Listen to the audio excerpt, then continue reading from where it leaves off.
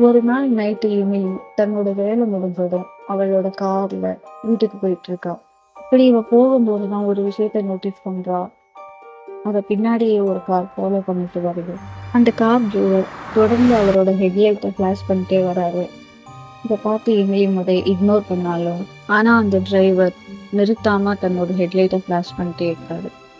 கூடவே அவரோட ஹாரனையும் வேகமா அடிச்சுக்கிட்டே இருக்காரு. இதனால எமிலி ரொம்ப பயந்து போய் காரை வேகமா ஓட்ட ஸ்டார்ட் பண்றான்.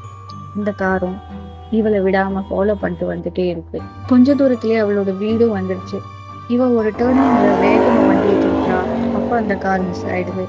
உடனே இவளோ அப்பாடா ஒரு வழியா அந்த கார் நம்மளை விட்டுருச்சு அப்படின்னு நினைச்சு காரை விட்டு வெளியே வந்து பாக்குறா. அவளுக்கு முன்னாடிதான் அந்த கார் டிரைவர் நின்றுட்டு இருக்காரு. இவளும் வேகமா வீட்டுக்கு ஓடி கதவை சாத்தலாம் ட்ரை பண்றான். ஆனா அந்த டிரைவர் அதுக்குள்ள வந்து வேகமா நீ போலீஸ்க்கு போன் பண்ண, உன் கார் பின்னாடி சீட்ல யாரோ இருக்காங்க அப்படின்னு அவர் ரொம்பவும் பயந்துகிட்டே சொல்றாரு. இதை பார்த்துட்டு இவ ரொம்ப ஷாக் ஆயிட்டா.